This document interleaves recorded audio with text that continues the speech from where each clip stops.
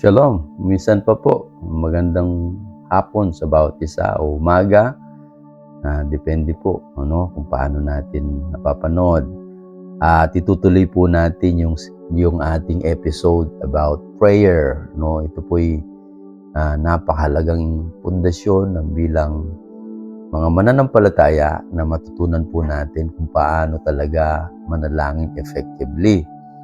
Last time, pinag-aralan po natin kung paano yung principle of prayers, paano tayo mag-pray ng tamang prinsipyo. But today, importante po na matutunan din natin kung paano tayo manalangin as a pattern, yung pong ways how to pray. At sige po, magpapasimula tayong magbukas ng talata dito sa aklat ng Mateo chapter 6 verse 9 to 13. Ito po yung sinabi ni Jesus Christ nang nag-ask po yung mga disciples, paano ba manalangin? Then, nagturo po ng parabang teachings about prayer si Jesus Christ. Kasi nakikita nila, very effective yung prayer niya. Yung prayer niya talagang talagang he is walking in the supernatural. So, nainggit yung mga disciples. And then, Master, turuan mo nga kaming manalangin.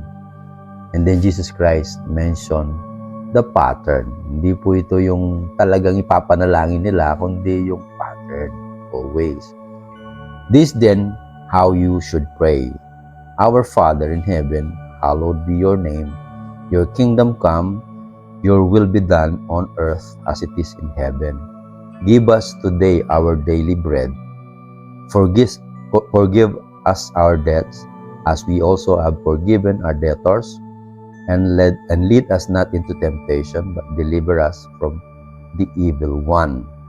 So, titignan natin ito, didetalyahin natin ang panalangin ito, kung paano itinuro ng ating Panginoon. Ito yung parang outline ng panalangin. The steps by step na pagtuturo sa pananalangin. Number 1 na kailangan makuha natin yung una, sabi niya, Our Father in heaven, hallowed be your name. Unang-una na dapat kapag nananalangin tayo, matuto tayong sumamba. Give worship to God. Yun po yun. Napakahalaga po nito. Hindi basta-basta lalapit tayo, hihingi tayo kaagad. Para bang yung mga iba, imbes na nagiging Panginoon, nagiging Panginoon. Ang mindset ng lumalapit sa Diyos, magkaroon dahil ang focus lang nila yung hinihingi nila.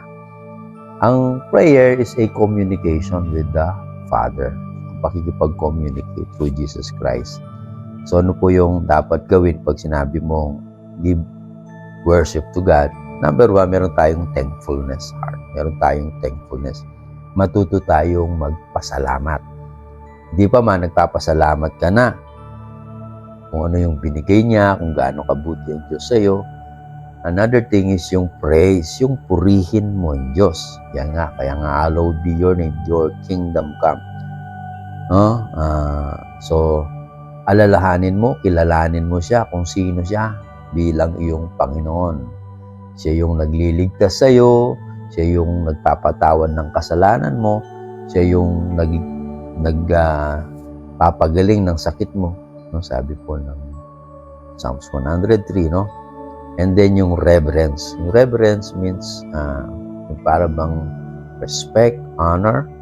Yun po yun. Sabi niya, dapat alalahanin natin sa Kanya yung kaharian, sa Kanya lahat. We must acknowledge Him as the Lord of all, the owner of everything, the creator of everything. Yun po yung nasa isip natin. Kaya nga po, una-una pa lang, our Father. Father means source. Yan pinanggagalingan ng lahat. So as you consider Him as your Father, as the source of everything you need, whether physical, spiritual, emotional, lahat, kayang ayusin ni Lord, kayang ibigay. So dito, nagkakaroon na tayo ng tamang way kung paano. Paglamit pa lang, natuto tayong pagsamba, pagpuri sa Diyos, yan. So, hindi tayo nakatuon sa ating hinihingi, kundi yung nagbibigay, yung tinutunan natin. Yun po yung talagang hinahanap ni Lord. Sabi nga, ang ating Panginoon ay naghahanap ng mga sasamba sa Kanya sa Espiritu at sa katotohanan. Kung meron tayong tamang puso, tayo nagsisik sa Kanya with a pure and true heart, alam natin na i-connect natin ang ating buhay sa Diyos. Pangalawa po, yung intercede for His kingdom to come and His will to be done. So sabi nga, your kingdom come, your will be done on earth as it is in heaven. So makikita natin yun sa Matthew chapter 6 verse 10. Hindi lahat ng nakapalibot sa atin ay nasa kalooban ng Diyos. Dapat ipanalangin natin na ang ginagawa natin ay nasa kalooban ng Diyos. Because the enemy is after our life. He come to steal, to kill, and to destroy. That's why kapag tayo nanalangin, Lord, let your will be done. No? Yung kaharian mo, siya maghari. No? So ano po yung dapat ipag-pray natin? That's why very specifically tinuturo niya na ano dapat ipag-pray natin. Kasi minsan, natatamad manalangin yung iba, akala nila hindi effective po. Yung mga panalangin naman natin, very narrow, very limited kasi nakafocus lang tayo sa ating needs. No, hindi po ganon. Tingnan natin, malawak po yung pwedeng ipag-pray natin kapag titingnan lang natin yung mga nakapalibot sa atin. Una, of course, ipanalangin natin yung buhay natin, yung life natin. Pag sinabing life, yung life na talagang sumusunod sa Diyos. Hindi lang yung life na iniisip mo na maliw-liw ka, masagana ka, mag-party-party ka. No, that life is not the real life na intended ng Lord sa iyo. Yung life na yung nabibigay yan ang purihan ng Diyos, na lulugod ng Diyos. Yun po yung pag-pray natin. Lord, turuan tayo ng may wisdom, no, ng buhay na nakabibigay kaluguran sa Diyos. Of course, ipanalangin natin yung family natin. Nag-i-start na po tayong, tingnan nyo po yung mga pagpanalangin natin, hindi lang focus na 1% lang po yung focus sa ating sarili. Actually, kapag nanalangin tayo, hindi pa po tayo nananalangin, alam na ng Diyos yung ating mga panalangin. No, importante yon. No, kailangan i-specify mo. Kailangan panalangin yung family mo na makakilala sa Panginoon. Ingatan sila ng Panginoon.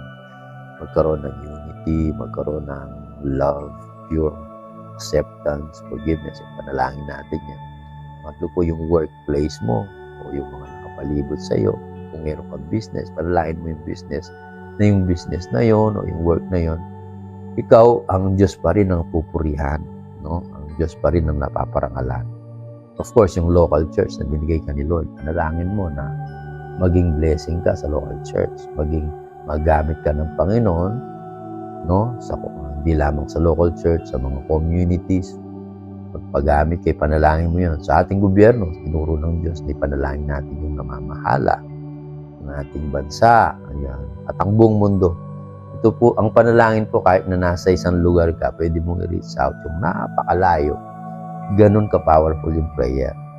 It's a connection, no, between God at si Lord po yung tutugon. So ano pa po yung panalangin natin? No, sabi niya, ask for daily needs. Kaya sabi po ng verse 11, give us today our daily bread. Ayan. So ang desire po ng Ama natin sa langit, ma-encourage tayo. Kasi ang sinasabi, parang tinutukoy dito yung daily bread, yung po yung word, instruction, yung salita ng Diyos. Kasi hindi niya sinabing weekly bread o yearly bread, monthly bread, hindi daily. Yung bread na tinutukoy dito, yung po sinasabi ng Bible, I am the bread of life, sabi ni Jesus. Si Jesus Christ ang tinapay ng buhay. Ito yung sinasabi, man shall not live by bread alone, but by every word that proceeded up to the mouth of God. Yung bread na yon, yung po yung revelation, yung po yung rema mo, na re-receive daily to the Lord. Yan, kailangan natin yun kasi para ma-sustain yung faith natin, para yung faith natin hindi tayo ma-discourage, meron tayong mga revelation, tinuturo ng Diyos, either it is a command, a warning, instruction, ang sinasabi sa atin ng Panginoon. So dapat, yun ang iniisip natin, no? At tama yung mga desire natin, ano? So, give us our daily bread. No, ano yung reason bakit nagkakaroon ng hadlang yung panalangin natin? Ano ba yung reason? Kasi hindi lahat ng panalangin tinutugon ni Lord. Merong mga naghahadlang para hindi tugunan ni Lord. Baka merong ka nito, dapat iayusin mo. No? Kasi sabi rito, ano po yung unang-unang naging dahilan para hindi tugunan ng Diyos ang ating panalangin? Number 1 is sin. Aba, sabi ng Lord, ang kasalanan mo nagiging dahilan para hindi sagutin ng Diyos ang panalangin. Nakikita po natin yan sa Isaiah 59. Verse 1. Kung makikita po natin. Kung may kasalanan ka, yun ang mga hindrances. Kasi sinasara ng tenga ng Lord kapag ikaw ay nananalangin dahil sa kasalanan. So, dapat mag-repent ka. Pangalawa po, yung doubt. Yung may duda. Kapag may doubt ka, siyempre naman, nananalangin ka tapos nagdududa ka. Sabi ng Bible sa James, walang matatanggap ang pabago-bago ng isip. So, dapat tama po yung isip natin. Punong-puno o tiwala tayo sa Diyos. Pangatlo po, yung maling motibo. Minsan, nananalangin ka para ipagyabang. Mali po yun. Sabi niya. So, kapag ang panalangin mo, Lord, bless mo ko para makita ng kapitbahay ko na masagana. Hindi po tama yun. So, dapat tama motibo kapag Lord, bless mo ko so that I can be a blessing. Amen? Ano pa? Strife. Strife, yung away, tampo, hindi pagkakasundo. Yan talaga. Pag merong ganon, pag pumupunta ka sa Diyos, sabi niya, nag-o-offer ka. No? Meron kang kaaway, iwan mo muna yung handog mo, tapos puntahan mo yung kaaway mo, may ka ng tawad. Kasi sabi ng Bible, kapag hindi ka marunong magpatawad, hindi ka rin patatawarin ng Ama mong nasa langit. Kaya nagiging hadlang yan. Another thing is resistance to God's perfect will. No, yung nagre-resist ka. Na ito yung will ni Lord, pero nagre-resist ka. Talagang hindi pakikinggan. Gaya po ni Jonah, nag-resist siya. Kaya nagkaroon ng bagyo, na kinain siya ng isda. Hanggang sa dinala siya kung saan pinagagawa ni Lord yung mission niya. Another thing is weak relationship. Sabi ng Bible, if you remain in me and my words remain in you, ask whatever you wish and it will be given to you. Dapat matatag yung relasyon natin sa Panginoon. Amen? So, importante po yun. Yung mga dahilan na yun, magiging hadlang kapag hindi natin naiayos. Amen? Another thing is, marunong tayong humingi ng tawad. Kapag ask for forgiveness. Sabi nga ng Bible, verse 12, forgive us our debts as we have forgiven our debtors. Ito po yung emphasize natin. No? Minsan, meron tayong pinapanalangin, pero meron tayong unconfessed sin. Kailangan humingi muna tayo ng tawad ng Panginoon. Amen? So, minsan kasi, huwag kang hihingi ng tawad kapag ayaw mo talagang give up yung mga bagay na pinag-give up sa Panginoon. Mas parang tinulok mo lang ang sarili mo.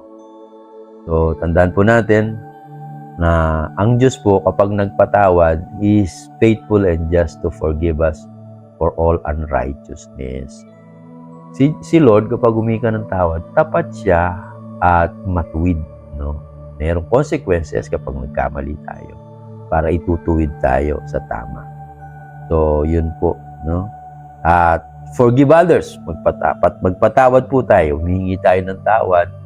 Pero matuto rin tayong magpatawad. Galit si Lord sa mga unforgiving people kasi siya mismo mapagpatawad. So, si Lord po, makaka-receive ka ng grace if you learn to forgive others. Kahit na ba anumang ginawa niyan, patawarin mo sila. Kasi ang unang-unang pinapalaya mo kapag nagpapatawad ka, ikaw mismo. Kasi naging alipin ka ng taong hindi mo kayang patawarin. Kailangan magpatawad ka. So, pag nagpe-pray tayo, realize mo na maging malaya ka. Wala kang, hold na grudges, mga unforgiveness, pagkos magparunong kang magpatawad. And another thing, yung pong ask for protection. Hingi ka ng protection, gaya na sinabi ng talata, verse 13, and lead us not into temptation, but deliver us from the evil one. Ang Diyos po gusto niya yung protektahan tayo. Pero kailangan hihingi tayo. Protection is God's will for us. But we must pray for it to happen. No? Kahit na pa iniingatan ka ni Lord, gusto ka niyang ingatan, pero sarili mo pinapabayaan mo. Hindi rin ganon. Iingatan ka ng Lord kapag iniingatan mo sarili mo.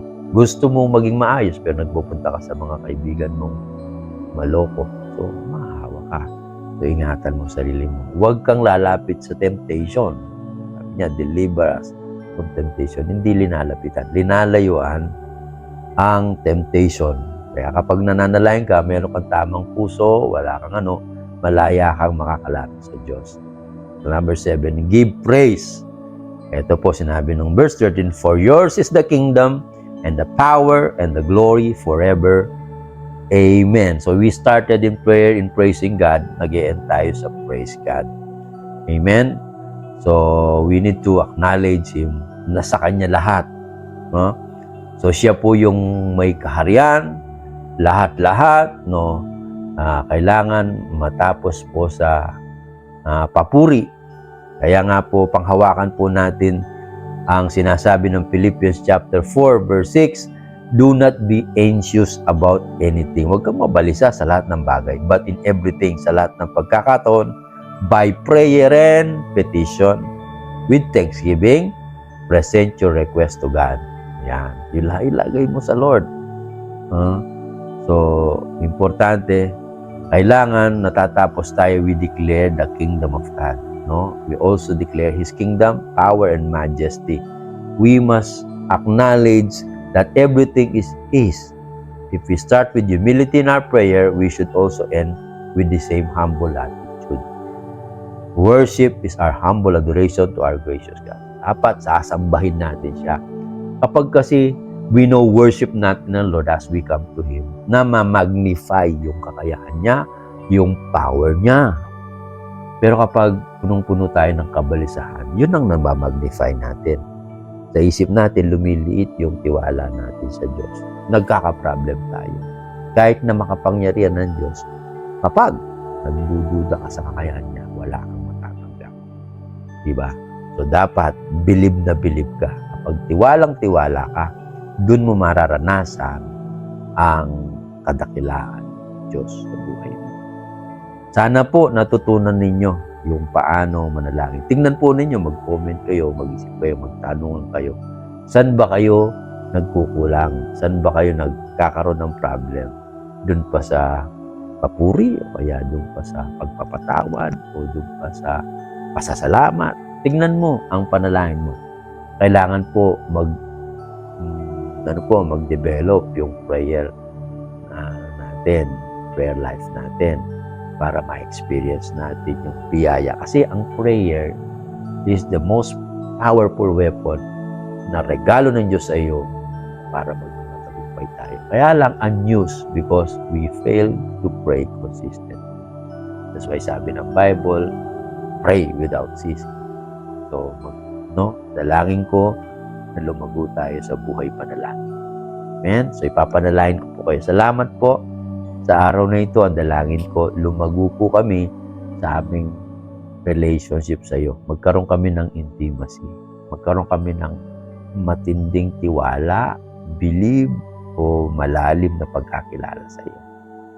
Na alam namin na lahat ng bagay ulaati mo.